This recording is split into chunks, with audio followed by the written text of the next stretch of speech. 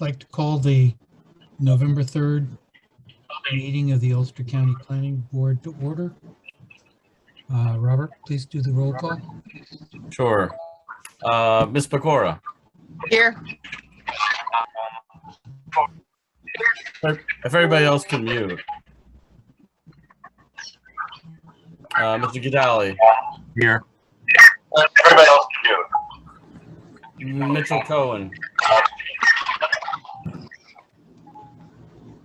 Mr. Conyer. Here. Mr. McCarthy. Here. Here. Mr. Hanson. Here. Ms. Lanzetta. Ms. Gatto. Here. Okay, Mr. Bogus. I'm here. Mr. Wilkin. Here. Mr. Baden. Here. Mr. Brown. You know you're here. Mr. Lavity. Here. Here. Ms. Welton. Mr. Vivian Watkins. has to be excused, okay? Who did? Vivian, Okay, thank you. Mr. Watkins. has to be excused. Did he? Okay. Vivian too? Yep. Okay, Mr. Almquist. Here. Mr. Markowitz. Here, can you read me? Yes. Thank you. Mr. Rudikoff. Mr. Travers. Yeah. Ms. Weiner. Mr. Murray. Here. Mr. McLaughlin. Here. And Mr. Gagliardi.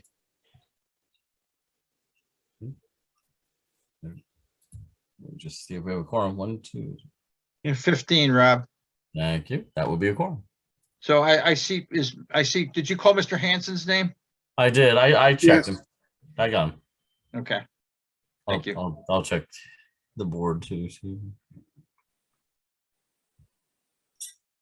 And I think we have 16, Dennis. yeah, I'll let Cindy's on now. Cindy just joined. Yeah. Now we have 17. 17. So we have a quorum.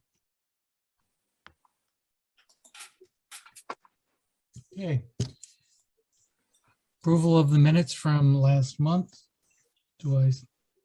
I'll make a motion to accept them. I'll second it, Wilkin. Benson. Mr. Wilkin, accept. All those opposed? All those accusing?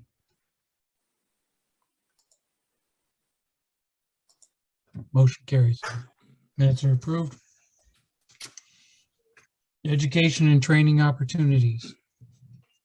I know that Mary Ann has sent out, recently sent out one about the Golden Hill project. Anyone else got something going on? I did the one last week at Rockland County. That was pretty good. Yep.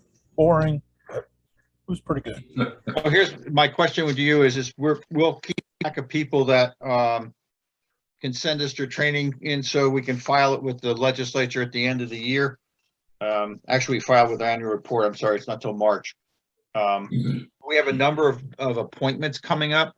And the letters went out to the town boards. I think there's 8 or 9 members, if not more, that are due up this year. I don't know how we arrived at that because it's supposed to be a staggered membership.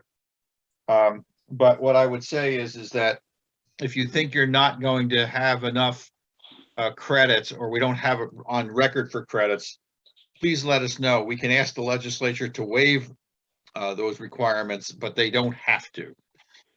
But they can be asked to waive them. To all you folks that are up for appointments, you know, if you could sit in on, you know, DOS, Department of State tutorials or other, and to make sure you cover your credits, then we won't have to ask the legislature to waive them.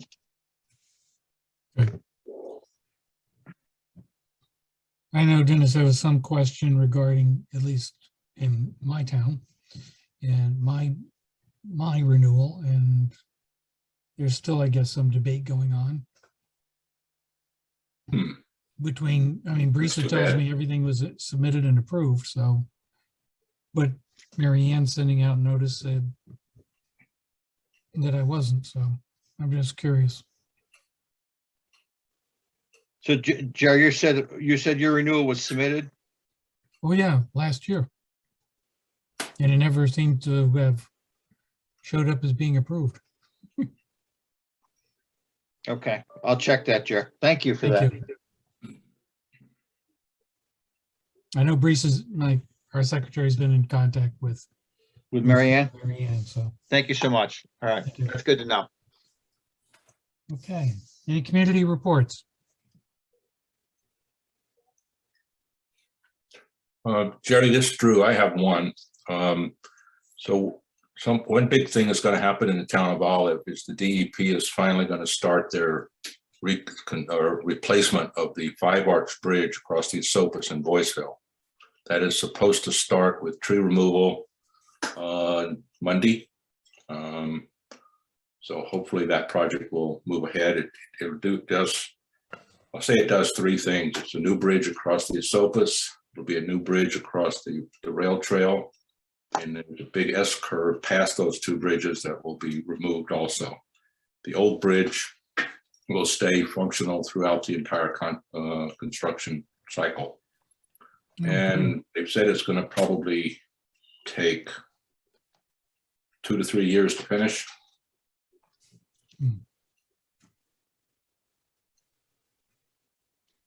Thank you. And that's tied with another project on Route 28 that will actually get a trail and a crosswalk up to the Aniora School, as well as that bridge is substantially wider than the other bridge, and it has a bike lane across it. Yes. As well. So And there's some really good things about that's the other thing there, that right now that intersection between 28A and 28 is a Y intersection. That's going to be transferred to a T section to be a little bit safer.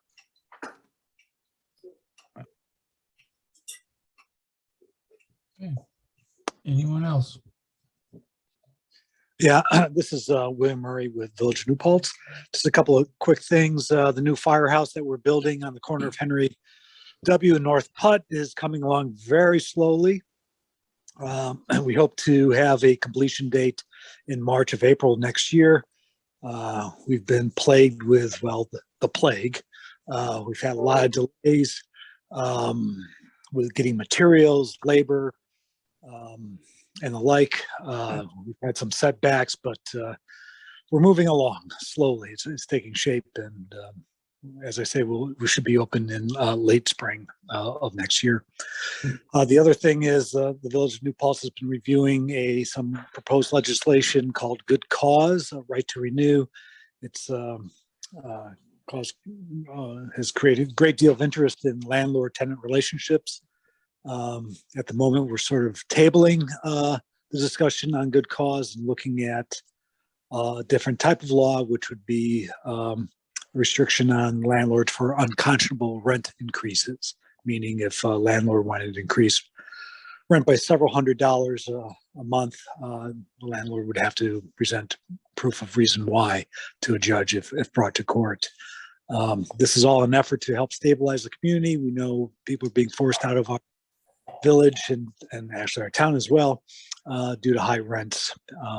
And this is creating an unstable situation in our community. Thank you. Gio's here now. Sorry I'm late.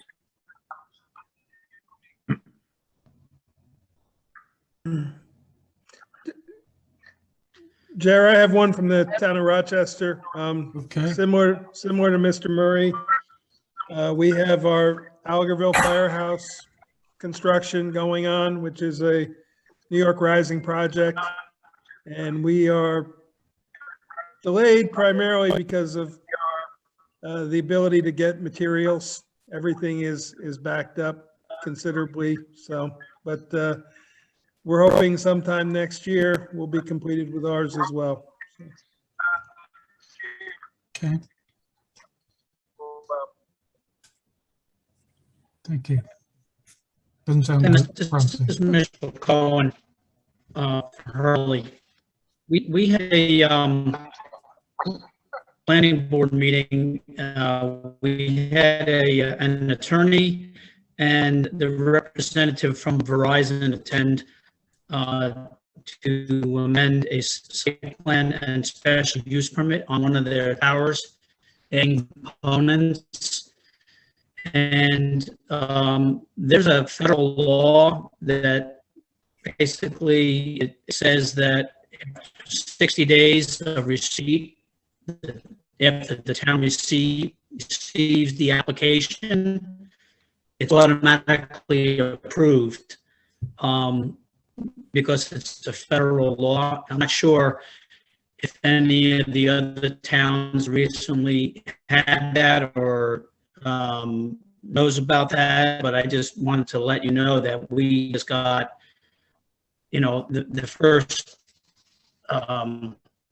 applicant that I've dealt with that basically said, you can hold the public hearing, but if you fight it, the town is going to spend a lot of money because the federal government is going to argue with the town, and it's going to go back and forth, and the federal government will win.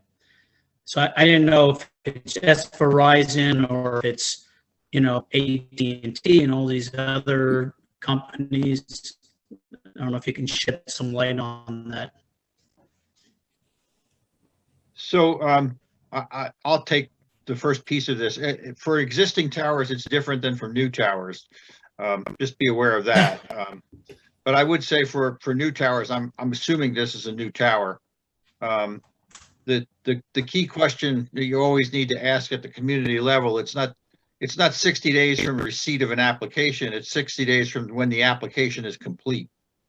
And so the community can use its ability to determine what constitutes a complete application in order for them to sort of start and stop the clock. And particularly for new towers, if they haven't met the conditions in the statute, which are, generally statutes have things that talk about, view shed work on terms of alternatives, alternative sites, proof of the fact that there's a gap in the coverage, all of those things. So they don't just get to submit the application and start the 60-day clock. That's the key thing to remember.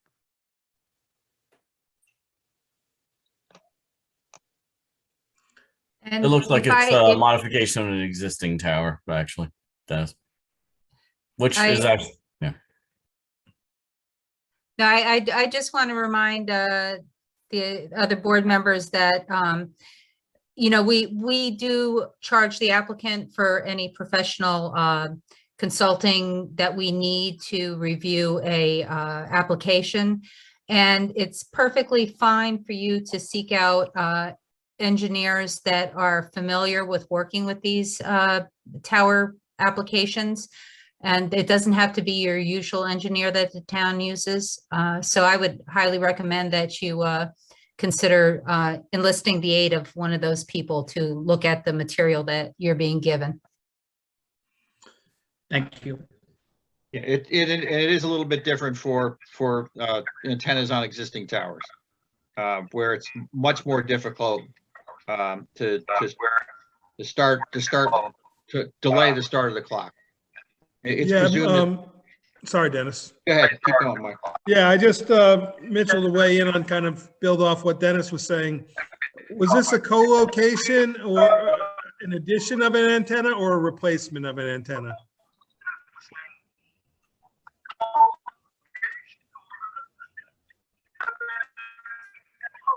No, I'm not sure, but the It difference was is if an it's just a, existing antenna. They were just adding components to the top of the antenna. yeah, and when they're not substantially changing the footprint of the tower, they do have a lot of leeway, and actually many of those just go to the building department because they're not changing out. All they're doing is upgrading. If they're adding new, you can probably get away with if your code allows site plan. But what Dennis was saying is absolutely true. They will tell you it's 60 days from application, but the key word is completed application, and just the matter of filing the application doesn't start it.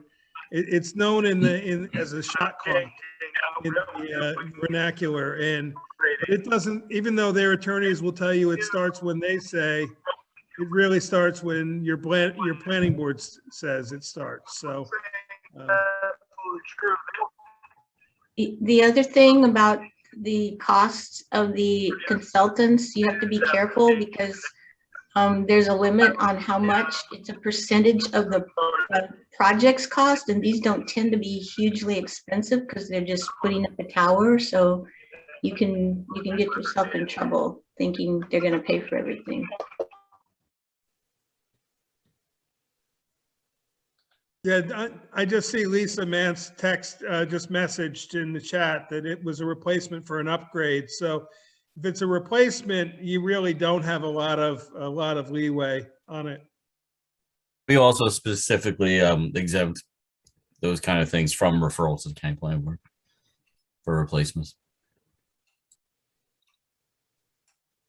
Okay. Thank you for all the great input, everyone. Anyone else? No more community reports. Robert, did you see Mr. Rudokoff has joined us as well? No, I hadn't. Thanks. All right. All right. It's that time of the year where a nominating committee needs to be formed. Can I count on the usual suspects? Tom and Roxanne and Mike. And I'll well, accept. will you, Mike? Thank you. I'll accept. Thank you, Roxanne. You're welcome. Okay. You too, Tom. Okay, great. And usually Mr. Watkins is around, but he's out tonight. I spoke to Mark when he called in and noted to him that there was a nominating committee. He said he'd be willing to serve. Oh, okay, great. Thank you. All right, everyone. Thank you very much. And so we'll meet in the near future and go from there. Any other committee reports?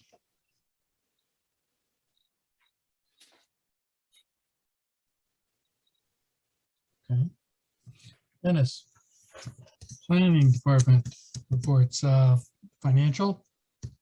So we're going to finish the year. We've got one more contract that we're currently signing. And a lot of the balance that you see in that professional service account is encumbered balance. So we have about, I'd say about $140,000 worth of contracts that we'll finish the end of the year with, that they'll still be open and we'll carry them over. So we're in good shape from a staffing perspective, because we didn't fill the deputy director's position until mid-year. So there's money in the personnel budget, and we're still in really good shape with respect to our conference budget, because we thought we would have, quite frankly, opened up a bit and gone to more conferences, but we haven't. So we're in good shape from that standpoint. I would also say that the county budget was announced in October. The executive announced the budget. There is a proposed increase in staffing within the planning department budget. The executive has proposed to add a senior planner position to the planning department that would be responsible for doing additional housing work. That is also part of the planning department's budget that they've added as well. So the budget is up significantly for 2022 on the basis of that added position and added professional services work. that the county planning department is going to be charged with regard to housing. And in addition, the legislature is currently undergoing discussions with respect to the American Recovery Act. The county, as you know, is going to get 17 and change $million in 2022 and another tranche in 2023. So for a total of about $34 million. They're currently going through how to budget that. It's currently being proposed, or if they haven't already acted on it, I apologize. They may have already acted on it. To add large buckets to the capital program that would have funding associated with them, and they would be generally in a housing bucket, a economic development bucket, a mental health bucket, and a recreation opportunities bucket. And there's probably one or two I'm missing, but those are the large buckets that were currently being discussed. And if that survives, the other big bucket would be an infrastructure bucket. So if that survives, then what would end up happening there would be additional efforts through the county planning department in several of those buckets. One being the infrastructure bucket, one being the housing bucket, the other being the recreational trails bucket. So we may be a very, very, very busy organization in 2022. And my suspicion would be is that my time is likely to be completely taken up with making sure that how we spend that money or how we make decisions on how to spend that money is transparent to the legislature and to the public and to the people that apply for the money. And granted, these are generally thought of as municipalities or nonprofits, but there are opportunities in here through an economic development initiative to transfer money to an LDC, a local development corporation, which could then use that money once transferred to assist private developers or businesses. So there's a substantial amount of effort here that's going to be in that is in that budget. The other thing I just wanted to mention is that the county did apply, the planning department did apply for $800,000 worth of community development block grant funds to do housing rehabilitation work in the last housing round. That application, I believe, went in on Bert's here. I saw Bert's name. I think it went in on the 28th or 29th of October. Yeah, we sent it in on the 28th. Yeah. Thanks, Bert. You're welcome. And that's another substantial effort on the housing side. And we anticipate being able to combine that with money from the American Recovery Fund, which is going to be, hopefully, if the legislature makes that decision, would be dedicated to portions of that housing rehabilitation would be dedicated to energy efficiency under the Green New Deal program. And we may be able to match as much as $500,000 or $600,000 if we're funded, that we go in and do code compliance, new roofs and stuff like that. And then we continue in that same vein to make energy improvements in a house. So the house was very much more energy efficient, conduct the energy audit and move from there. So that's where we stand right now. And we're in a unique position, I think, in that, when we do budgeting scenarios over the past number of years, you generally look at budgeting scenarios that are, scarce resources, medium resources, and significant resources. And we're in a situation with this year's budget that we have significant resources. And so the budget reflects that accordingly. Whether that's sustainable over time, I can't say, but right now we're looking at probably at least 2 years or 3 years of significant resources, unless there's a real change in terms of the economic picture right now. Any questions on that? Dennis, it's Mike Baden. I just wanted to clarify something. I thought you said 2022, 2023. I believe it's 2021, 2022. You're Is that- correct, Mike, and I Okay. apologize. It's Yeah, it's no, I the was budget, just, it's the budget I years wasn't I'm sure if maybe talking the about, county not was the, different. yeah, it's the budget years, not the, I apologize. Yeah, it's the Okay. budget years, not the actual when the money arrives years. Got it. Understood. And I believe we have till 2024 to obligate and 2027 to expend.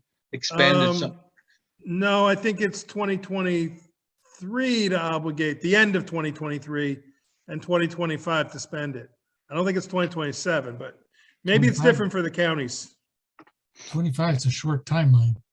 It's Yeah, not, yeah, That's, there's not a lot of time. No. that's what the municipalities have. I mean, the towns, the NEUs, but it might be different for the county. Maybe due to the size of the projects. Could be, because the cities and counties and units over a certain population have a different set of rules, so it could very well be different. All I know is it's gonna be a, you know, sometimes you live in interesting times, as you say. Is that the best of times and the worst of times? So that's all on the financial report that I had. There's no questions on that. Then I can move on, hopefully. Amanda's got something. Well, this is a shot in the dark, but since you have conference budget money left for those of us that paid $50 for New York Planning Federation training or paid for the Association of Town training, is there any chance we could put in for reimbursement? Sure, absolutely. Oh, cool. Yeah, I would, not a problem for us. Yep. Thank you. Okay. The only thing I may have is that you should ask us to go and then we can get approval, but we'll try to run it through. We'll see if the controller will let us run it through. Yeah, the one just completed in October, the New York Yeah. Planning Federation APA conference just completed. Yeah, I don't want people to just attend and assume that they can get paid, but to the extent that you seek approval and we get granted approval, then I think we can, but we'll see what we can do, Amanda. Okay. Anybody else has those expenses, let us know. I would say this, I don't want to see expenses at a town level be directed to expenses at a county level. If the town's asking you to attend, the town has, I think, some responsibility to pay, but if you're attending on the basis of your participation at the county planning board level, then I don't have an issue with it. The town never asks us to attend and never pays for anything. Who should I call? So I'll leave it at that. Isn't that part of the planning law on the state side that the town has to pay for your training? They don't have to pay. You have a requirement to have it, but you know that there's not a requirement to pay that I'm aware of. That seems strange. That's why they call it a volunteer board. Well, some board members get paid in some towns. So nothing else on the financial report. I'm going to move to the environmental report. We have two really large environmental issues out there that are coming down the pike, as they say. One is a lead agency designation for Cresco Labs in Warsing. We've talked about this. This is a 400,000 square feet marijuana cultivation facility at the former channel master and or site for the knife manufacturer, right in as you move into the village of New Paltz. Most of this site actually sits in the town. Schrade Cutlery. Yeah, I'm sorry. I knew the name. I just, because it's actually located on Schrade Court. So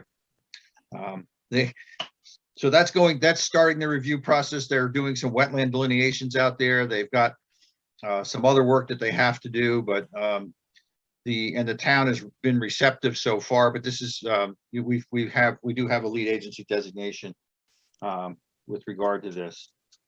And then the other one is the town of Saugerties. This is the old Winston Farm project, the Winston Farm location. This is a project that is a mixed-use project in the town of Saugerties. They've issued a declaration with respect to this. It's a rezoning petition. So that's going to start through the review process. There's about 800 and some odd acres out here on 8 or 9 different parcels. People don't remember the location. It was the site of Woodstock 94. And so they're looking to establish what I would call a planned residential district or a planned development district or a PUD, planned unit development. So that's where we're headed on this. I'm not sure what the town's approach is going to be to read that rezoning. We have spoken to the developer and the developer's attorney, but we have not spoken to the town with respect to an approach. Any questions on those two?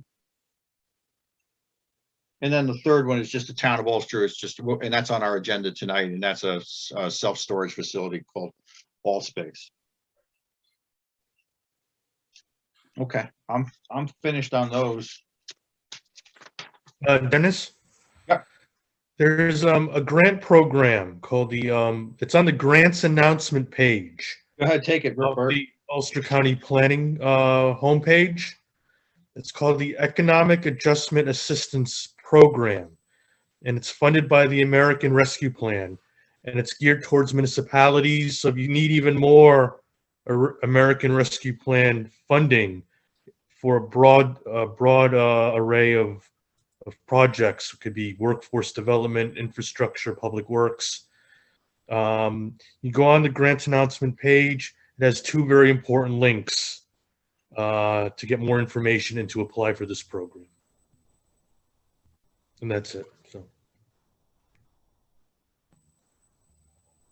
Rochester, City of Kingston, Ellenville, and Saugerties. There are BOA grants out there now to move from nomination studies to actually brownfield work. So if you want to apply for a BOA grant to actually do the planning work, you can do that. Those are out there now.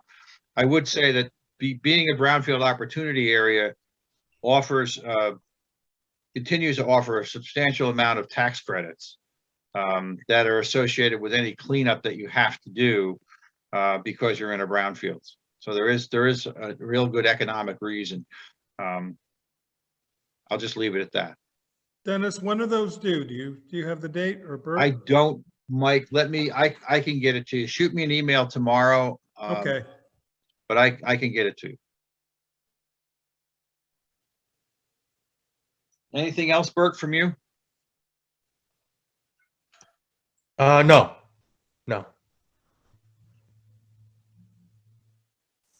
Okay. Those were also discussed in the communications component as well. I keep trying to mute myself. I don't have any additional communications Okay. that we need to discuss. I would say that we did complete the Transportation Council did complete a 5-year federal review on October the 15th. We had our last meeting. It was a week-long review. We got interrupted in the middle of it because of the government shutdown for one day. FHWA got shut down for one day, Federal Highway Administration, for failure to pass the Infrastructure Act, and there wasn't a continuing resolution. So we had to put back some of our effort for a couple of weeks while they rescheduled. We'll see what happens with that. These things, we get reviewed with 3 other counties, with 2 other counties, Dutchess and Orange. These reports generally take about 4 months to prepare, and they're usually a couple hundred pages in terms of review. But we did have a closeout discussion with them in terms of whether there were any major findings relative to the 3 transportation councils. And the only finding that we're hearing from them that they may write has to do with fiscal constraint from our TIP to a transportation improvement program. It gets complicated, but let's just say they're not happy with the way that the state maintains fiscal constraint within a within the 3 MPO region. So it's not really the MPOs that were at fault. It was really an accounting issue with respect to how the state maintains fiscal constraint. Okay. So now I'm actually done, and I apologize. Okay, special topics. So tonight we have the special topic of everybody loves this topic. It's called the capital programming. My apologies. We've been so crunched with respect to some of the budget questions we've been fielding from the legislature and from others, as well as program issues. We're going to bid on a number of projects. We're in the midst of construction of a rail trail project in the city of Kingston that I was going to write a draft prior to the meeting, but I have not. And I didn't get any comments from board members that I'm aware of, except for Vince. We had sent those comments to the entire board. And I had written a personal response to Vince with respect to the comments, and he had responded back.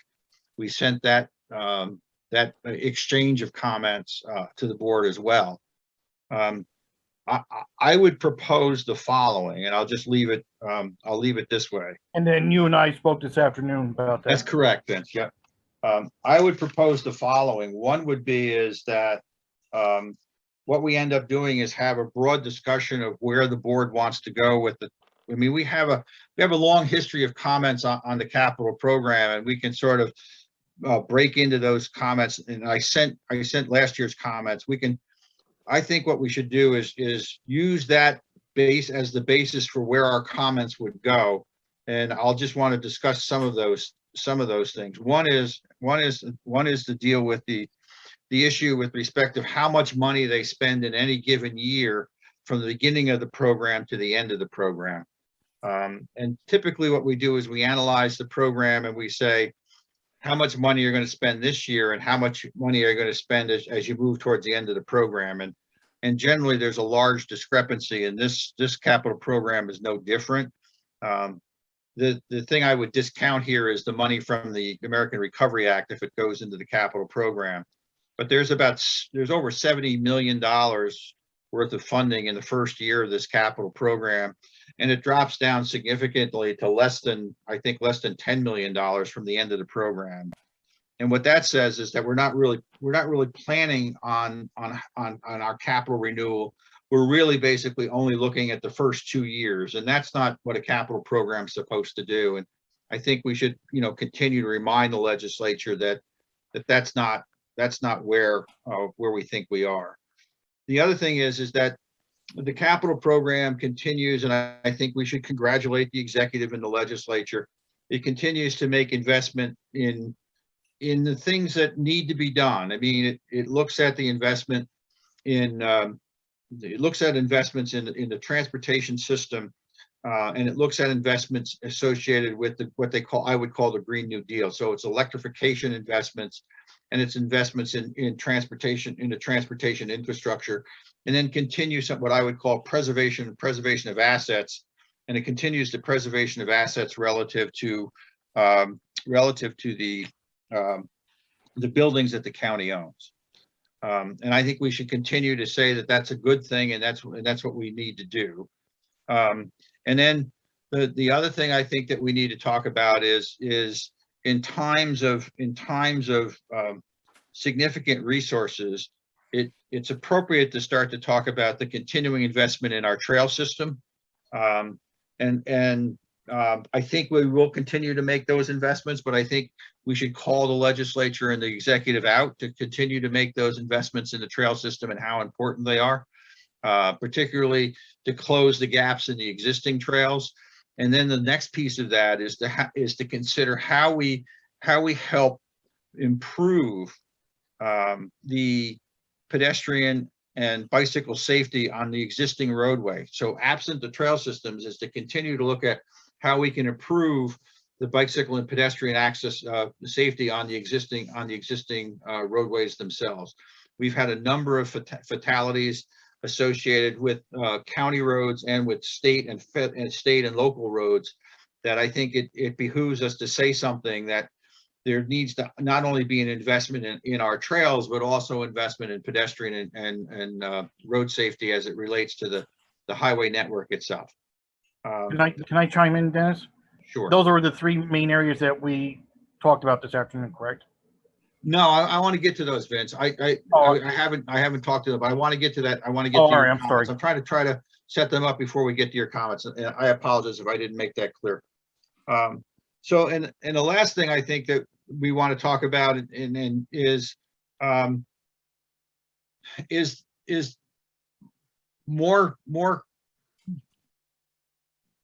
more related to preservation of assets. And this is where I'm going to ask for your guidance.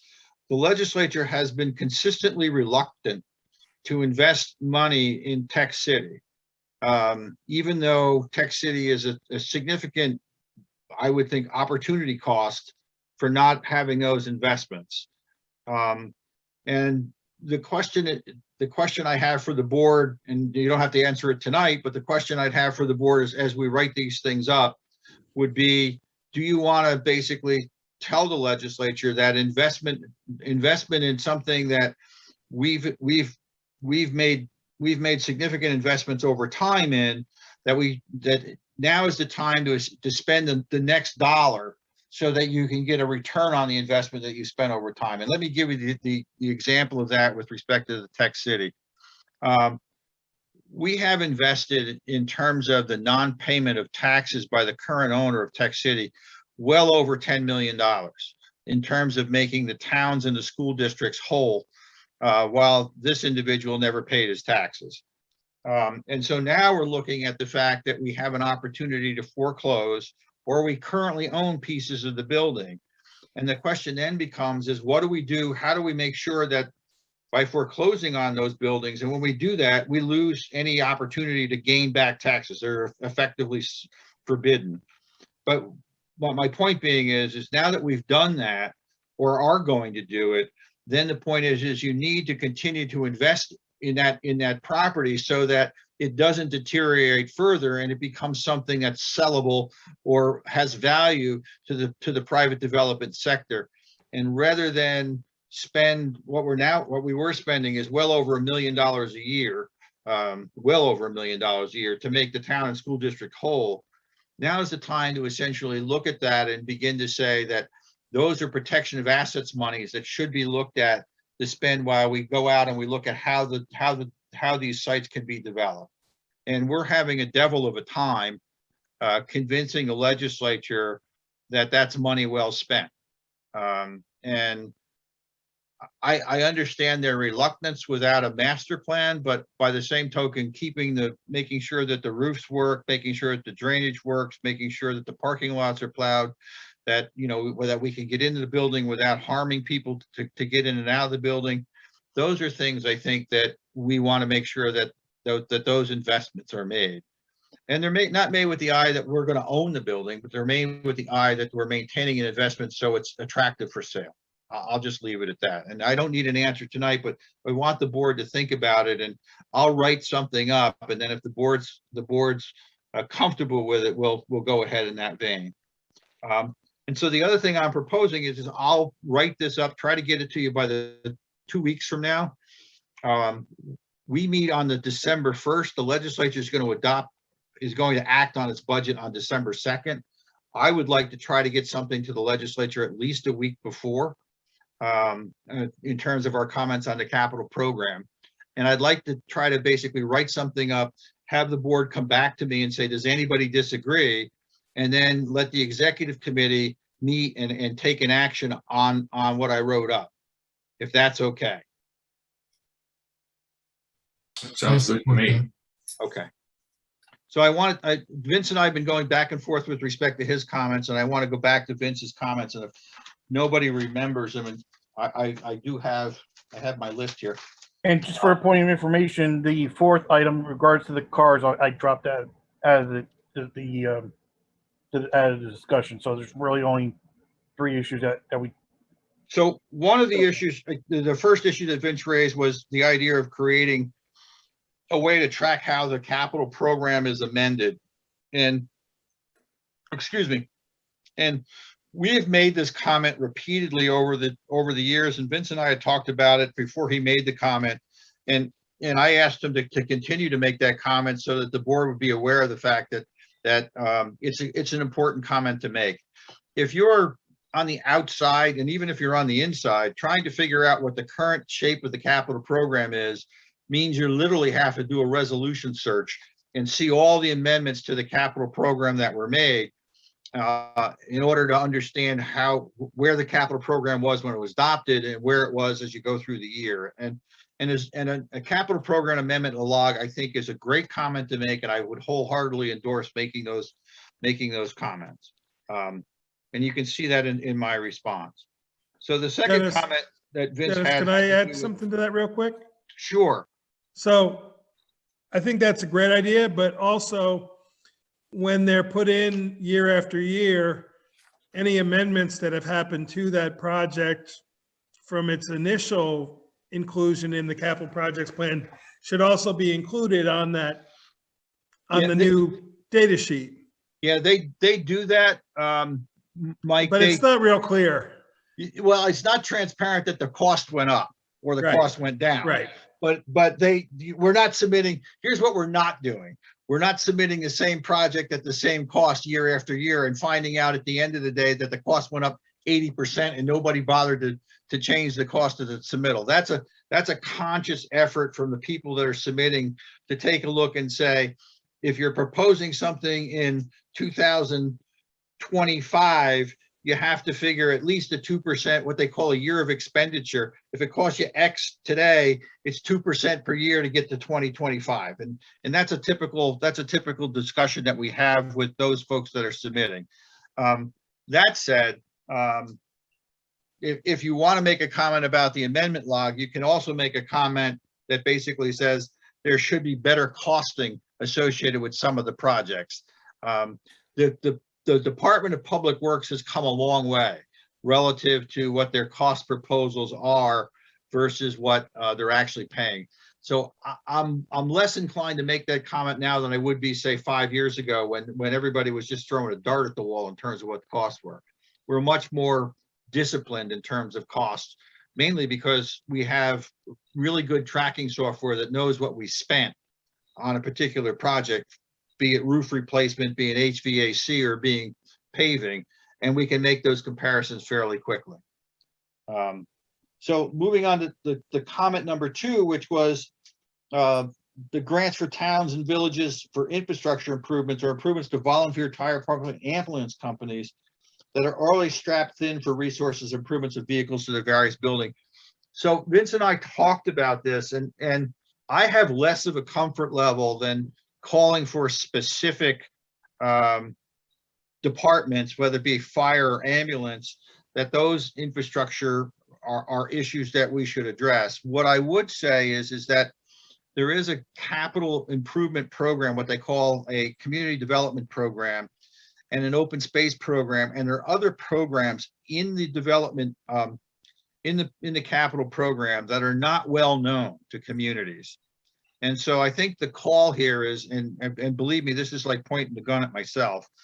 The call here is to essentially provide for more outreach and transparency with respect to the availability of these funds by the county, and also with respect to the development of the capital program itself, so that it's not just a looking at the departments in terms of what's needed, but also a conversation with the communities to see what's needed. And then there's a discussion with the legislature and others as to whether it should be funded. And I think that's a good comment. And I think Vince agrees. I do. And then the third comment was a security comment. And I think this is timely. There is about $950,000 in the capital program relative to security issues around county buildings. And I think the idea of basically coming back to the legislature and the executive and saying that these things need to be thought of as priorities given today's political climate and other threats that are out there. And to move those to a priority item and making sure that our buildings are secure. I can tell you, I work in the county office building, and it's one of the few office buildings that I've ever seen people enter, even staff enter, where you're not checked or nobody stops you, and you literally can walk in and walk up the elevator or walk up a stairwell. It's gotten better, but it's nowhere near in my mind, it's nowhere near what we should do. And we've had this discussion internally. One of the security officers and others has said to me, I work in a building that is full of people that say no to very important people, or to people that are struggling to get by, whether it be you didn't pay your taxes, you can't get your driver's license, you can't do this. He says, and I'm literally have very minimal security tools at my disposal when you say no and something happens. And so I think that it's appropriate for us to make a comment that we take a look at the security in our buildings and move that to a priority. So those are my response. And Vince dropped his issues with respect to the cars, the purchase of cars or vehicles. So those are the things I think that we want to do. There's one last thing I want to congratulate the community on, the committee, the capital program on, is the more disciplined approach to how capital programs become capital projects. They're circulating right now an SOP, a standard operating procedure, in terms of a checklist that you need to go through in order for that to happen. We have a whole new set of policies as it relates to energy efficiency, sustainability, resiliency, smart growth, et cetera. And I think that type of discipline applied across the spectrum of capital programming is a good thing to do. And I think the executive and the legislature should be commended for pushing the departments and for pushing the program folks into making sure that gets done. And I'd like to make that comment as well. And Dennis, I want to thank you for taking the time this afternoon to talk to me in sorting through these comments and coming up with, I think, I agree with the comments that you mentioned. So I appreciate that, and I think there's something that they should consider.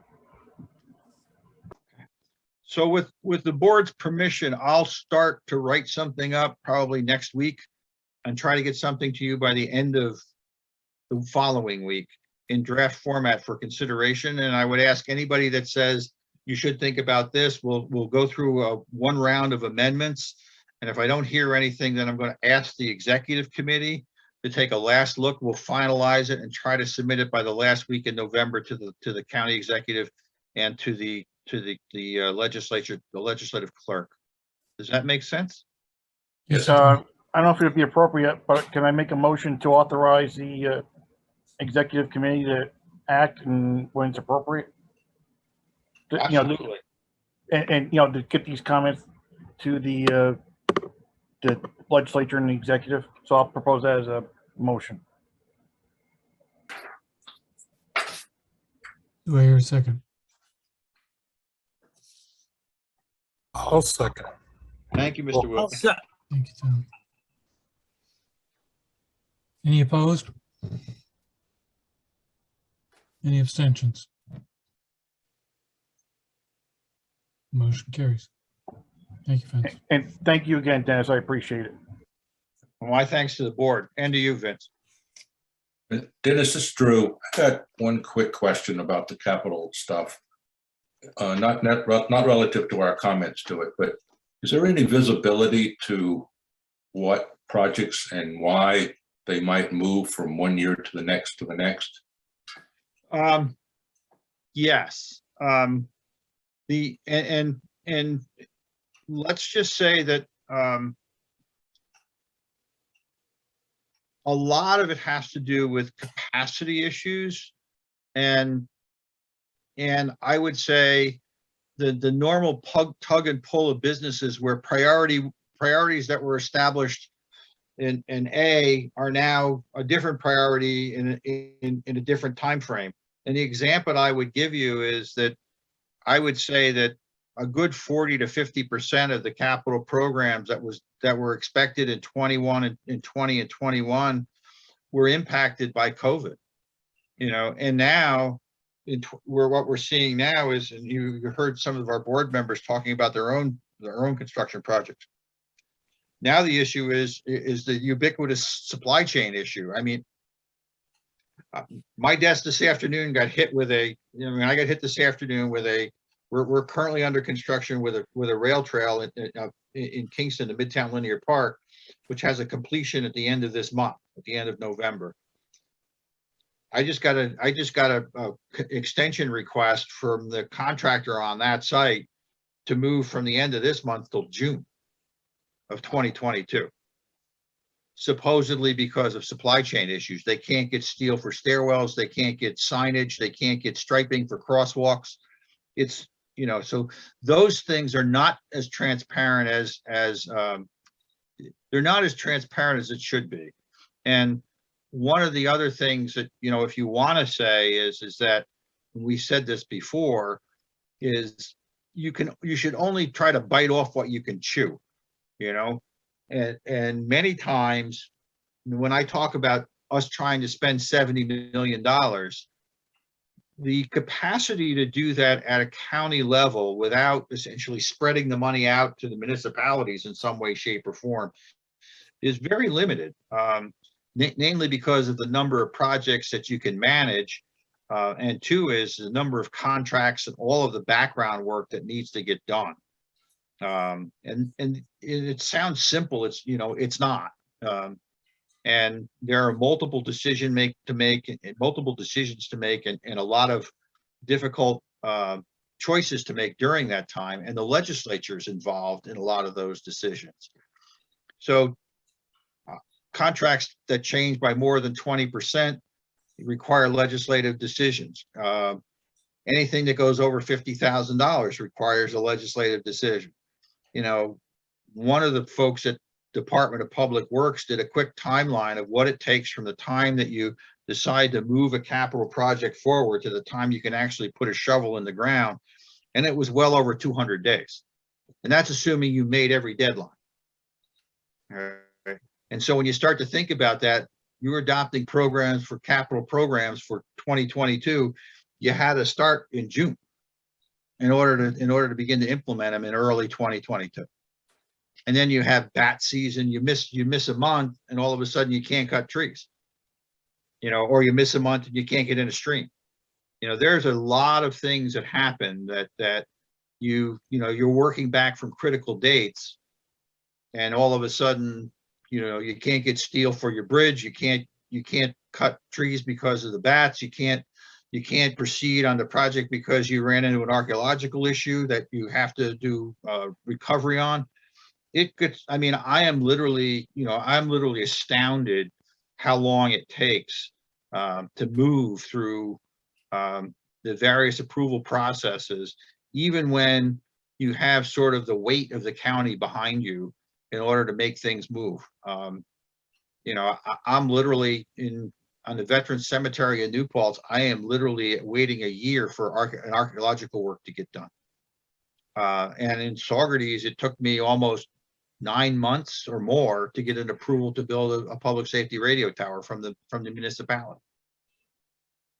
So sometimes it's beyond your control, but we're trying to get a handle on when we think things are going to be delivered versus let's just put something in a program and hope that it's the best. So we start to add months time in for the necessary approvals, and there are those that are impatient with respect to that time frame, and so you have to deal with that issue.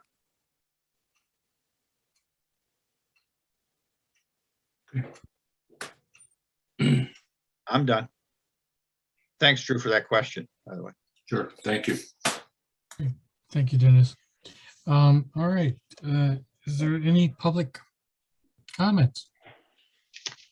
Comments Yes, on the there's button? somebody here.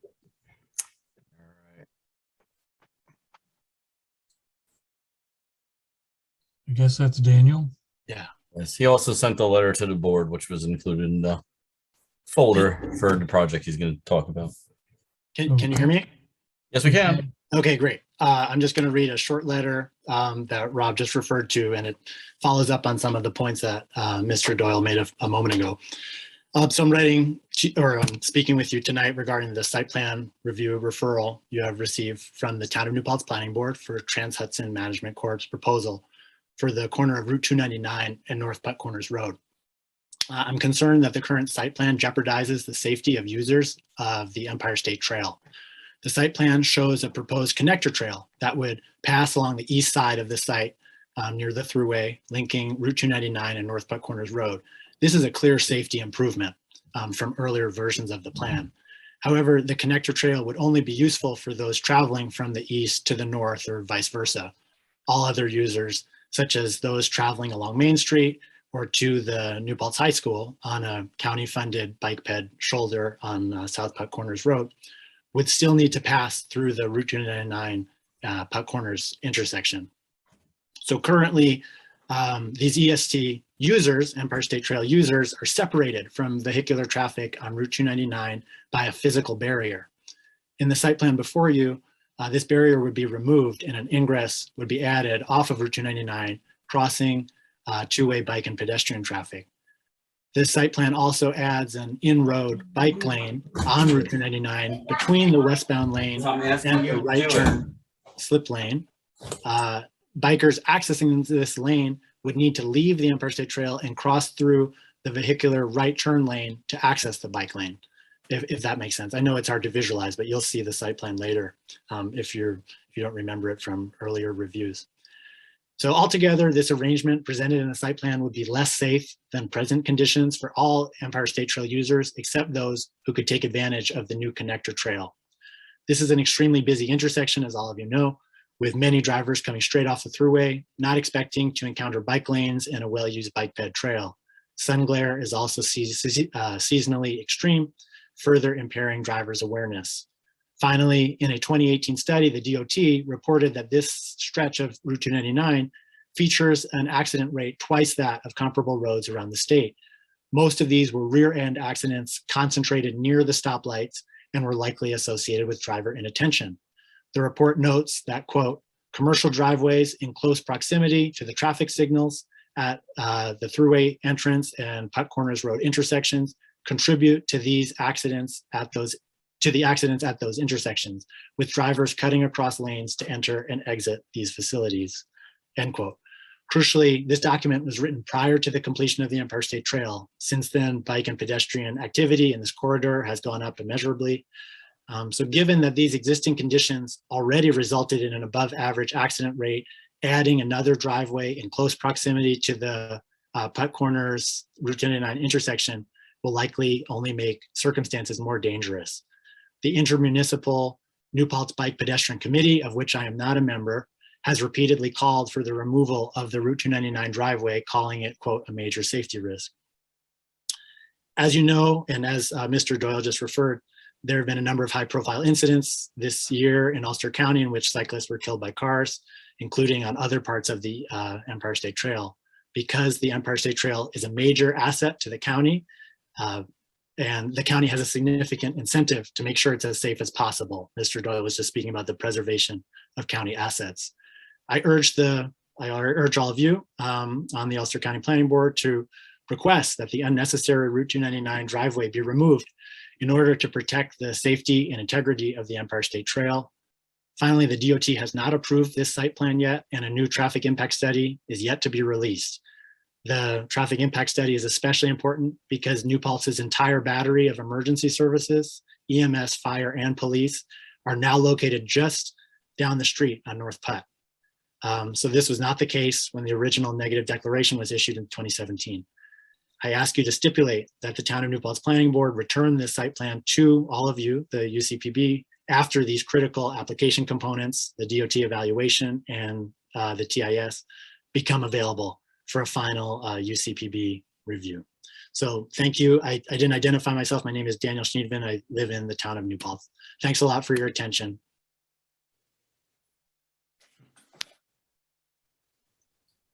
Thank you, sir.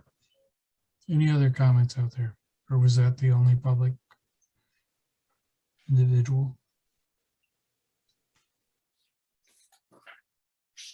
Looks like that's it. All right, let's move on to zoning referrals. All right. Robert, you're on. All right.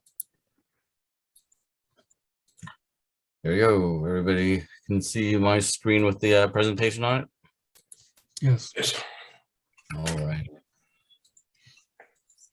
First one up is the SOPUS. Do we have any recusals?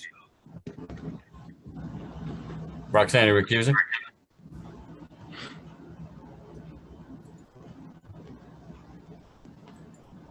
I know she will be. I know. Okay. All right.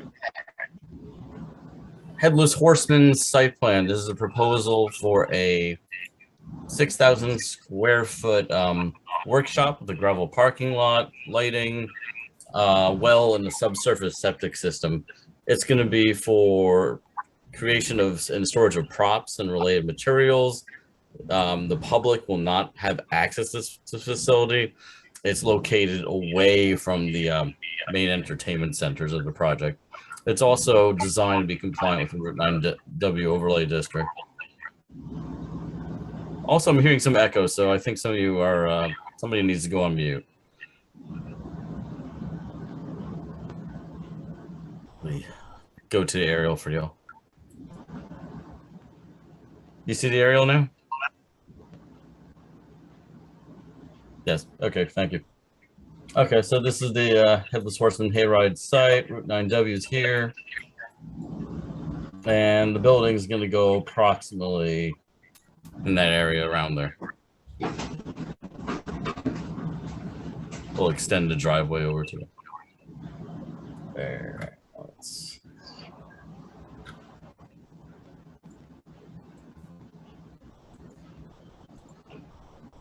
So that's the site. That's the zoom out site plan. Like I said, it's in that northeast corner of the site. Lighting levels are good. Full cutoff, one lighting. Landscaping as compliant with Route 9W overlay district. There's also existing vegetation in front of this proposed building as well. That's what it's going to look like. It's a workshop. It's an open floor plan facility. So just two comments. Health department for septic and sustainability comment. Look to see if how they're going to be heating it, how they're going to be providing energy to it, things of that nature. Motion to support staff, Vincent. Conyer, second.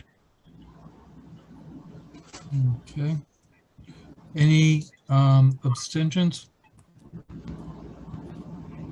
Any further discussion? Any objections to this proposal? And I have Roxanne as a recusal. And motion passes.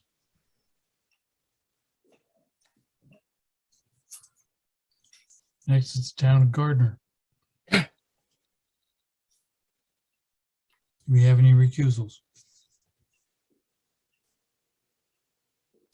All right, town of Gardner, short-term rentals law.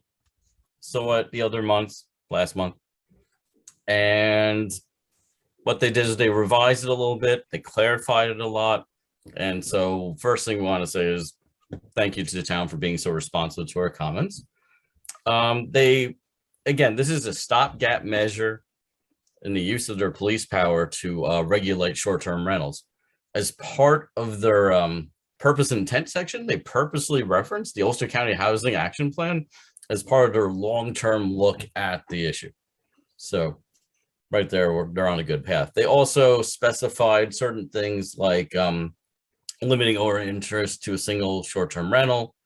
It's going to be in single. They added much more clarity. No multifamily, no two-family. For the town of Gardner is 3 or more is considered multifamily. Cap is set to 100, and they reserve the right to increase or decrease that from year to year for the cap.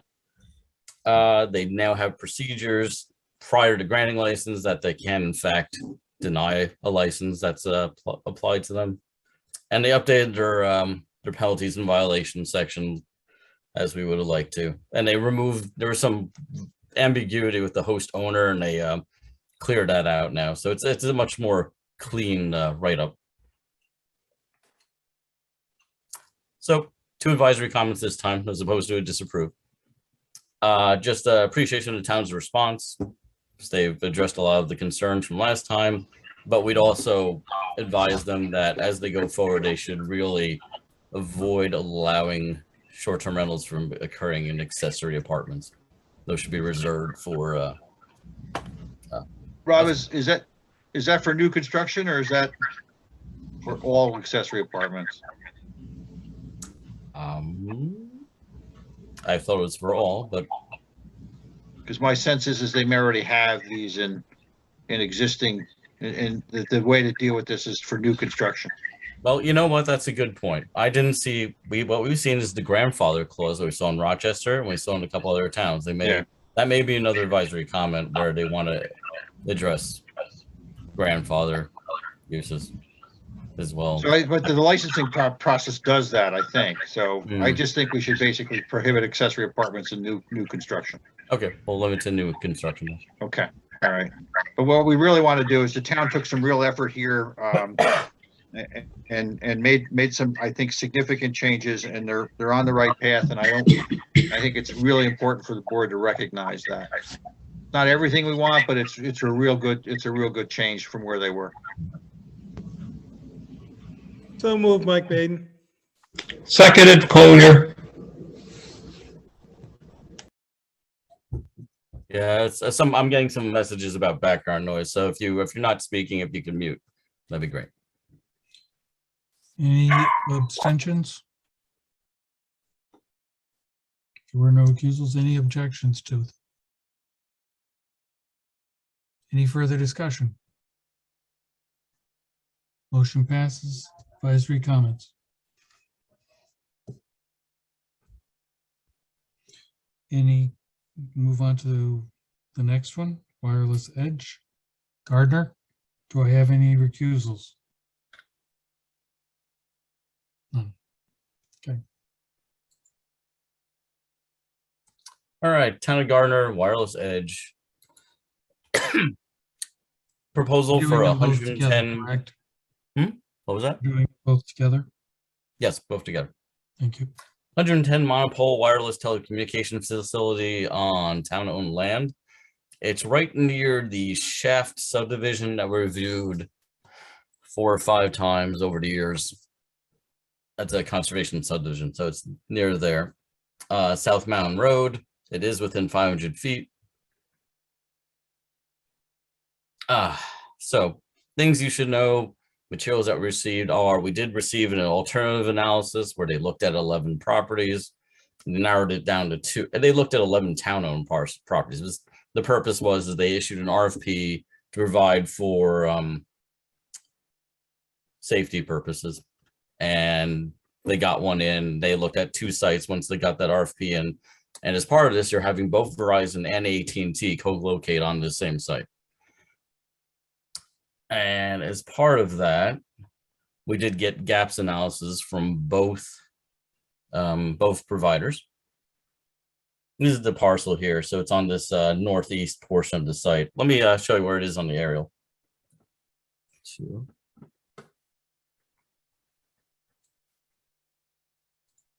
There it is. So I'll zoom out a bit. There's this ridge line.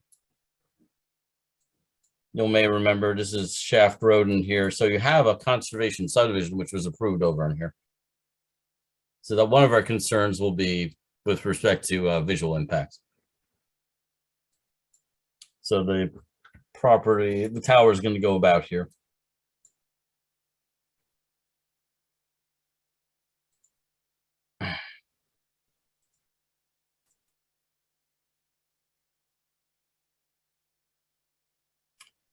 So they did a 5 mile. Ooh, I didn't get rid of all my annotations apparently. There we go. So, I mean, what they did is they proved their case with respect to coverage. This is existing coverage for AT&T. That's them filling it in, that one level. This is at the 700 megahertz level. And again, with Verizon filling in the gap. And at the 2100 megahertz level, big gap, as you can see there. Basically almost no coverage out there for them. And now they have that gap covered very well. What they did was that they did do a visual analysis, and what you see in the yellow is likely areas where it would be visible from and probably visible from. So some is with vegetation, without. I think that's the light yellow. The darker yellow is visible regardless. And they did that at a 7 mile radius as well. And what they determined was there's about 248 acres of predicted year-round visibility and 323 areas of potential seasonal visibility. But what we didn't get was renderings, visual, and we didn't actually get the balloon flight.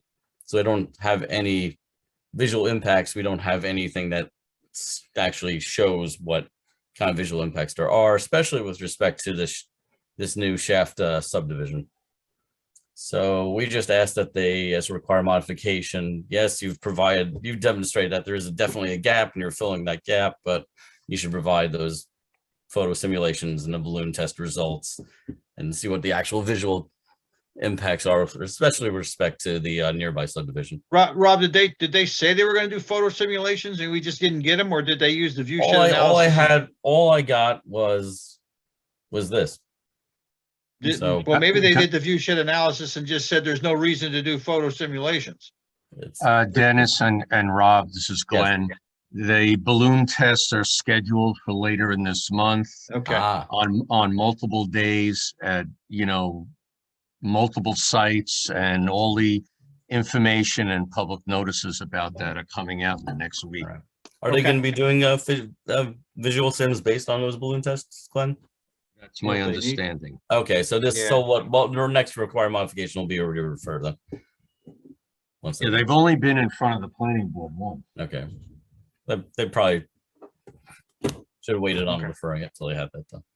I mean, the good thing here, from my perspective, the good thing here is there doesn't seem to be a great deal of visibility from the park. Yeah, from Minnewaska. Yeah. From Minnewaska, and looking what's out there, there's not a lot of sensitive sites out there that the visibility shows would be impacted. So there may be a climbing ridge up in here that I think is probably that one section. Hold on, I think I can do this. That one section right around here, maybe the one that would be maybe the most of some concern. Okay, so our comments will basically note that visual simulations are pending and that we would request a re-refer once those simulations have taken place and the balloon flight has taken place. And that would be a required mod? Yes. Yep. Make a motion to accept. Thank you, Mr. Conyer. Second, McCarthy. Thank you, Mr. McCarthy. Okay, any abstentions? Discussion? We have no recusals? Chair, it's Mike Baden. Just based on the fact that one of those sites is in the town of Rochester, I'm going to abstain, just in case they do refer it to us later. Okay. It's not a recusal yet, but I think I should just abstain, so. Okay. Thank you, Mike. Mr. Baden. Okay, motion passes. Chair, you never asked if anybody was opposed. I did. But is anybody opposed? I may have missed it. I apologize. There were no opposals. Okay, thank you. If I missed it, I apologize. All right, let's move on to Marbletown. Do I have any recusals? Yes, Hanson. Thank you. All right, so this is the Prod minor subdivision. We reviewed it last month. It's a 4-lot subdivision. Town of Marltown still hasn't signed their exception agreement, so we get referred. It's off of the County Route 2 or Cripple Bush Road and Pine Bush Road. I'll refresh your memory as to its location. Oop, jumping ahead of myself.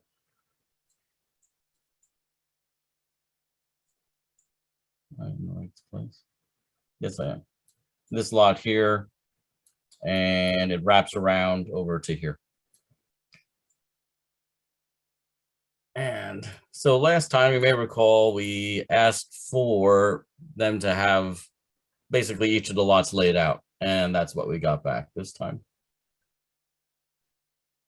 So it is on the county route. They should get a review of those driveways from County DPW for the 3 on Cripple Bush.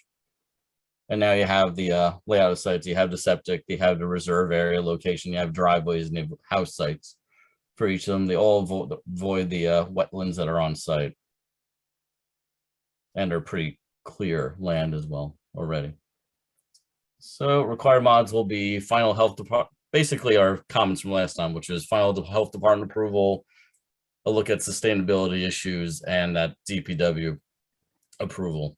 So everything except for providing what they provided us last time. Is the Motion to support staff, Vincent.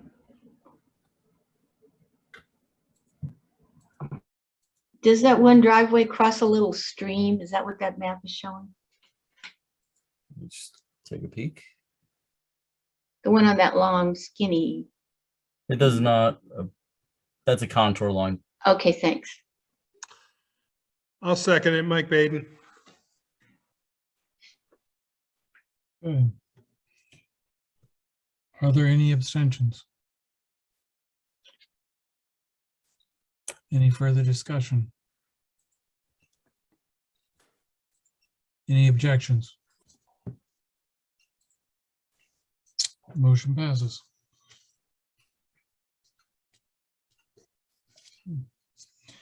Town of New Paltz. Do I have any recusals? Me. Okay, thank you. There. So 12 North Putt Corners. Review this again. Earlier this year, we reviewed it for an area variance. Those variances were approved. And those were from the required second story. It was one of them. So what we're left with is 4 buildings, 1 to start the rail trail. 3 buildings. One thing they did remove from the last time that they were seeking a variance on was the drive-through for a food service, and they removed that from the proposal, so that's no longer a consideration. So they're including 5 EV charging stations. They have that waiver that they have the ZBA approval for that second habitable story, and there's a rerouting of the Empire State Trail as discussed earlier as part of the proposal.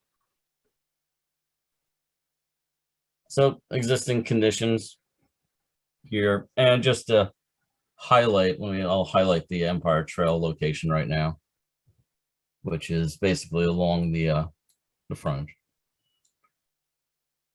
And then the existing, the new proposal, let me clear that out.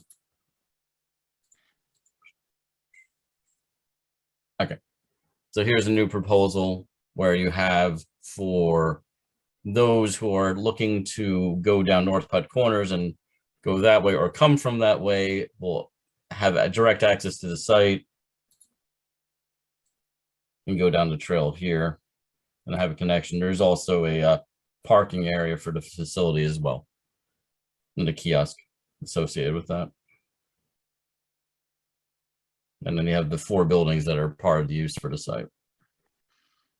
Rob, can you show the location of the Empire State Trail so that those comments we heard earlier gets Sure. drawn out? So the Empire State Trail is, you have this, whoops, sorry, my hand is not the steadiest apparently. You have that, which is continued, but then you also have that there. Right, and to the comments that we're talking about, if I may, Rob, I'm Go sorry. for it. To the comments that we're talking about, what you can see is that you have this is actually a lane for traffic, and then this is actually the trail. So you can see that the trail is put out with a traffic lane on the inside and a traffic lane on the outside. Right. And that's what those comments were about prior, in terms of the difference now, which is a protected bike path to essentially a bike lane that is now out with the traffic, which is common in urbanized areas. It's not uncommon in urbanized areas to do this. We haven't seen it. We haven't seen this in Ulster County or in the region as much as I think that that you see it in other places. Right. So pedestrian access throughout, 5 EV charging stations, as I mentioned. All the bioretention areas have their own individual landscaping plans that are going to be heavily into low impact design. There's some under the parking lot detention as well. Strong lighting plan and landscaping plan for the property. And crosswalks and pedestrian access throughout. There are bike racks associated with it as well. Rob, you said before the drive-through is out. Is it still a food service just without a drive-through? I don't know what the use of these buildings are at this moment. Okay, okay. I believe building 4 is a bank. That's about all I know right now. Okay, thank you. But this is, as you can see, with building 1 in the northwest corner, no drive-through anymore. And that was a concern last time. And this is what it's proposed to look like. I want to make some advisory comments with respect to this, especially as it relates to the bricks, which are I believe their name was, what was it? Napa Valley Smooth. So want to take a think about that. Think about more local designs. It has a Greco-Roman style design. Might want to think a little bit more about the village and what's nearby and look a bit more into the context of that. Does the village have any design standards? It's a town project. Yeah, Does the I know. town have any design standards? Oh, yes. But we're just talking about thinking about the context. It's contextual. We're not really kind of talking about that they do have design standards. The short answer to your question, Cindy, is yes, they do. They do have design standards. They're generally related to the appearance of the building and the need for 2 stories. That's and the building location as well, as you can see. Yeah, building locations, et cetera, but architectural standards are really what you're looking at, and there aren't really a lot of architectural standards here. It's just that contextually, we're not seeing why, with all of the stone that's, I mean, if you go 100 feet east of this site, you're looking at the Shanga Mountains, and we're not sure where the brick came from. That's all. It's not a required modification. It's just asking the board to consider it. It just seems out of place here. That's all. And I think we're making a comment on the, we're going to make a comment, Rob, on the NISDOT to take a. Right, we're going to add a requirement about having NISDOT take a look at the bike lanes and the final traffic study. There's a final traffic pattern for the bike lane, so that they're NISDOT comfortable of it. Okay. Yeah, we'll add that. And I mean, I'm pretty comfortable with the sustainability work with respect to the site, but just to look at energy sources as well. And then the other question is we're just not sure what's happening at the Empire State Trail, who's responsible for maintaining it, lighting and plowing. So that's why it's listed as a question. I mean, the community may have already agreed that they had responsibility. The applicant may have already agreed. I can't imagine that we're sitting here at this particular point in time. It should be clear who has those responsibilities. And this is Wilkin. On the elevations, wasn't it years ago when that first came in, they weren't going to elevate it, or there was a discussion about keeping it lower to the ground level. It looks like the way that is now, and that No, they've added the it looks second like it story. filled in a lot of ground in there. They've added the Right. second stories on, Tom. That's what they came Right. in for. But They it- added the second stories on, and the question is did they have to be habitable or not? And they got the necessary variances. I just thought I thought the ground level, the original ground level, was a lot lower than what it looks like now. in this These picture. are actually pretty similar to what was proposed Yeah. earlier this year. Okay. What, just to give you the little history, so just we have that mixed use, Main Street mixed use zone, which requires all new structures to have a second habitable floor. Went for the planning board. I went for the planning board to grant a waiver. They weren't able, and then it had to go to the town board. Town board actually denied the waiver from that standard, but then they took it to the ZBA, and ZBA granted them an area variance on that. Yeah, Dennis and Rob, I think Tom's question more is about the fill of the site, not so much the buildings Oh, yeah, themselves, but. they split the yeah. buildings up a little bit. Hmm. Yeah, It's not a I very think it dense works out site, well. yes. No, I mean the elevation, because that site. is Originally, basically a the pit. ground Oh, okay. level was I'm going to hearing be you. down a Yeah. lot lower. Yeah. No, it was always proposed to be filled. Okay. Yeah. Yeah. Yeah, in fact, they have to bring in several thousand tons of fill to bring it up to grade. Yeah. Yeah. Now, Dennis, I got a question. There before Village, my board, for bringing water and sewer to the site. Now, does that keep me out of this conversation or what? I think it'd be best if you did, because you are going to make a decision relative to the site. I think it would be best if you recuse yourself. So, well, if they're gonna get, I mean, if they don't get that approval, though, we should add on health department just in case. Then I suppose No, they're going to be back. Trust me, if they don't get water, and they don't sewer, get water and sewer. This ain't going forward. they're going to be very long, back with another site plan. You're going to have to move things, a lot of things around. Okay, got it. Actually, very true. So I'm recusing, is that correct? If Yes. I would suggest it. Yeah. All right, I'll recuse. Motion to support staff, McLaughlin. Conyer second.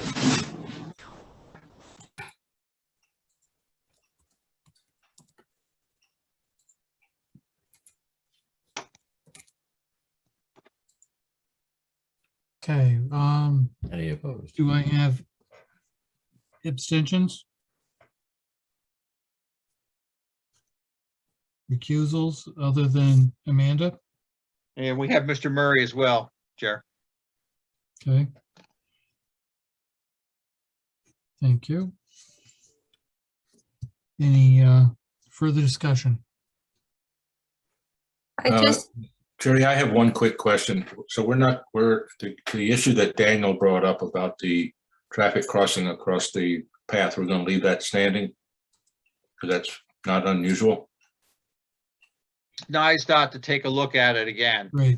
Right, Okay. So we made a that- comment to have NISDOT review that. Required modification to have NISDOT. If NISDOT comfortable with it, then I think we would be comfortable with it. So Okay, the answer is to have NISDOT look at it again. all right. Sorry, I missed that. and if we were to say we didn't like it and NISDOT doesn't have an issue with it, they override our concerns? No, it would be the planning board, but jurisdictionally, I really don't want to find myself in a situation where we're rethinking what NISDOT is doing with respect to the placement of this. And I'm not sure why they did this. I think it has to do with crosswalks and left turning movements. But it's not unusual to see. I can tell you, I just got back from Portland, Maine, and it's not unusual to see these kinds of things where the bike lane is out and above the turning lanes or on roadways. It's just not unusual to see. I know it's not unusual, but in this particular instance with the amount of traffic and people coming from all over the country, at this intersection.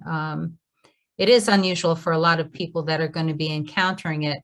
I am worried about the lack of any protection. Is it possible to even put those, those thin colored plastic poles like they use on the Poughkeepsie Bridge to change the lanes? Is it possible to kind of make a lane with that kind of a safety alert for drivers?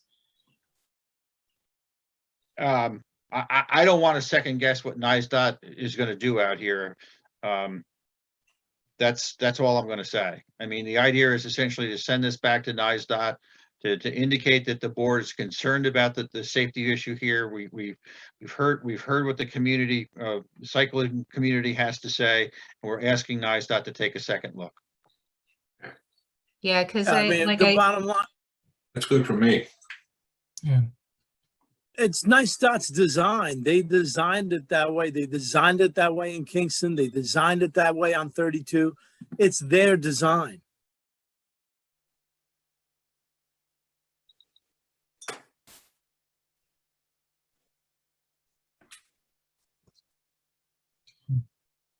All right, any further discussion? Any objections? Again.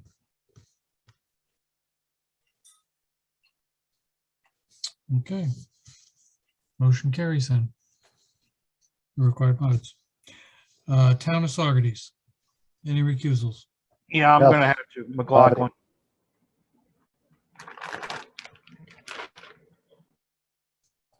And this is for both. Robert, Yes, it's for both special permit and site plan. thank you. All right, let's go to the aerial first. So, all right, let's orient everybody. Route 9W, shopping plaza as you're approaching the village. Old defunct McDonald's is down there. And then you have Simmons Street is here. And then you have this site here. This is where the parcel is going, even existing garage at this location. This whole area that looks like it's land has vegetation has actually been long since cleared. This photo that's on, this is a 2016 aerial we're looking at. That's all cleared. In fact, I went out today and took some photos of the property. So, but I'll get to that. Okay. Let's see. Go back to my PowerPoint. Okay. So what they're proposing to do is expand onto that northern portion of the property, existing automotive dealership and repair shop. And essentially what they provide is a survey with a sketch on it. It's also in the Gateway Overlay District. So there are certain standards with respect to landscaping along the frontage that are not being complied with that they'll have to do. Let's see. Do have this fenced in location. Parking spaces really aren't delineated. They mention glare-free lighting, but then they show this floodlight here, which is not that. So they'll have to be LED full cutoff lighting at this site.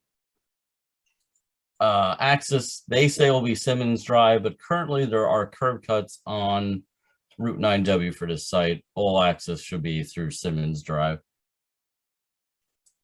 This is a zoom in of it.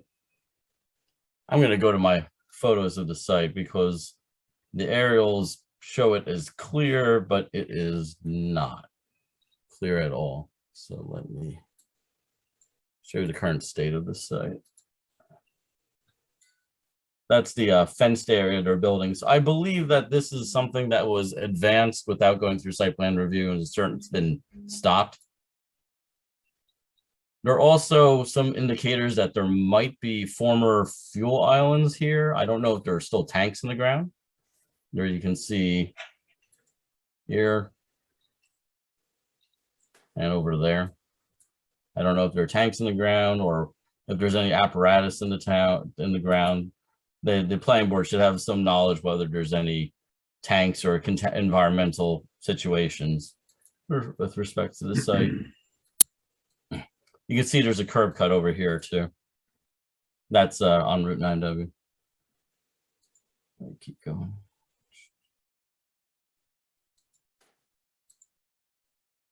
Again, there's a curb cut. So it's a very full site with lots of cars in various states right up against the road, which it's not supposed to have allowed, given that it's in the overlay district. There's even one that looks like it's in the curb cut right there. And this is Simmons Drive. This is in front of the existing business. You can see it's a wide open curb cut at this location, and there was one car that was even in the right of way at the time when I was out there. That's the front of the site.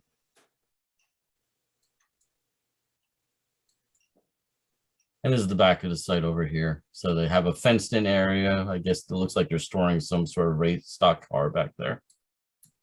And there's just more vehicles. You know, they're just lying out there. There's no spaces, no limit on the number of vehicles on the site. There's a lot of vehicles on this small site. And there's some vehicles that are in, I guess they're classic cars, but they're in various states of repair and visible from the roadway. So, bunch of comments.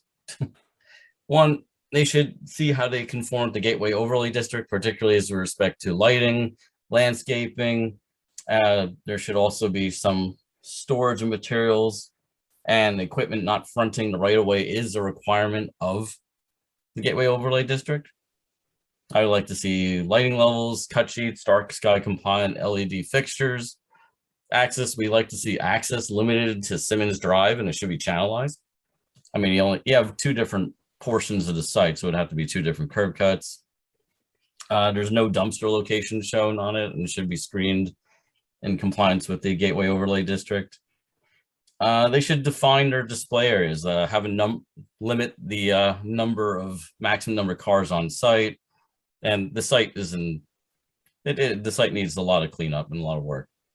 And also the environmental concerns about the existing pump islands, whether there's any brownfields or any existing tanks that are underneath the ground. And again, all signage should conform with the zoning statute. I believe the signage is existing and will be on the building itself though. But I don't have any signage details. Rob, are they doing repair on site or is it just sales? Both. Both, okay. So should we comment on anything about the repair areas being designated or? Right, I would like to see repair areas designated. If they have vehicles that are in service, they should be fenced in and screened adequately. There's a requirement, I believe, in the Gateway Overlay District that calls for one tree on every 20 feet along Route 9W. So there's that. They're not really a auto service for that much of newer vehicles, so much as that it's more or less, looks more or less like retro and old. Yeah. Right. Yeah. What their business model is to seek older cars from non-Rust Belt states from the South and bring them up here so that they're rust. That's why it's called rust free. Well, they look a little rusted anyway. So Yeah. at least that's what they say their business model is.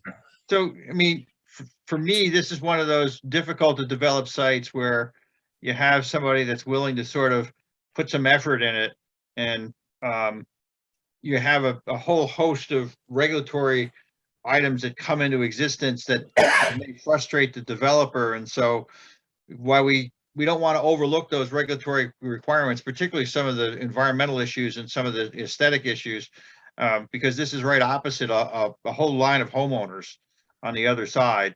We also think that it would be appropriate for the town to take some effort to work with this applicant to get them on the right track, rather than just to throw all the regulatory language at them, but to help them through the process. But Rob's right, the site's a mess. Yeah. I think we ought to make sure they refer it back to us once they've cleaned it up. Okay. Mm-hmm. Okay. Your recommendations, Rob, can you go through them again? I'll go back to him. Thanks. There we are. So conformance with the Gateway Overlay District, there's a number of issues there. Landscaping, storage of equipment, lighting, location of parking, access. There's a bunch of conformance issues there. Lighting levels, channelized access only via Simmons Drive, dumpster location identified and it should be properly screened. Parking for customers should be defined and ADA requirements, and do those parking spaces actually meet the dimensional requirements. Also, they should, I would urge the board to, for the repair portion, they should screen that in. And for the cars on display, they should have a maximum number. They should have spaces noted on the plan as well. And general site cleanup. Signage should conform, and just to look at environmental issues, they may want to do some soil testing. And the referral. For sure. Motion is And a support re-referral. staff. Second, Mike I'll Baker. second it. Who motioned that? Scott McCarthy. Okay, thanks.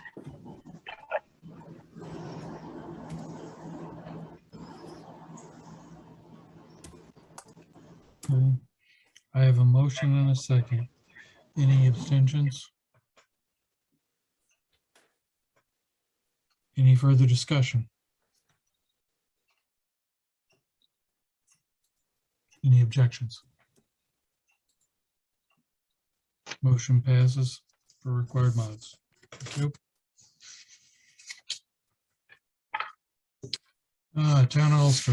Do you have any refusals? Almquist here, yes. Thank you.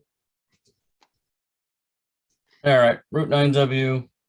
We've reviewed this many times over the years. This is the all-space self-storage facility. The existing access remains off Route 9W. You really can't see it very much from the road. You can see it more now that the leaves are off. But once the leaves are on, you don't see it. It adjoins CSX.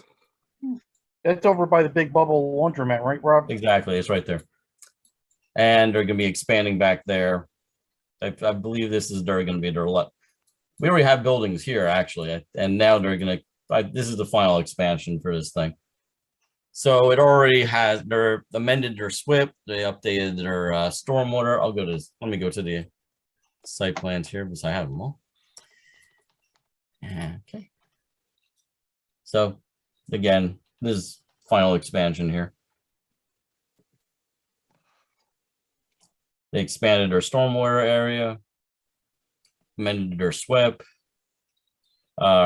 removed the existing chain link fence and extended it, updated their stormwater catch basins, updated erosion sediment control. Lighting is still fine, LED full cutoff wall packs. And they provided, they extended their truck turning templates. Last two times we reviewed it as no county impact. Staff still thinks this is no county impact. Motion to support staff McLaughlin. Conyer, second. Okay. Do we have any abstentions? Any further discussion? Any objections? Motion passes with no county impact. All right, Thank that's you, it. everyone.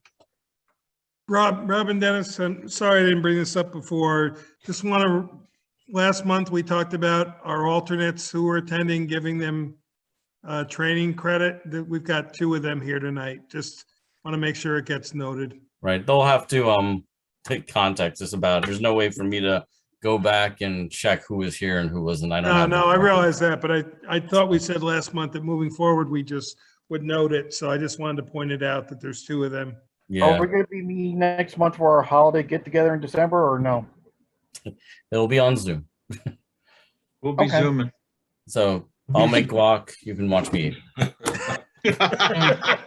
Robert, Real nice. Real nice. Robert, are you able to capture a list of all participants? I can, if I save it each time, I can do it going forward. Okay, because that way you can at least get who's there tonight. Okay. All right. Motion to adjourn.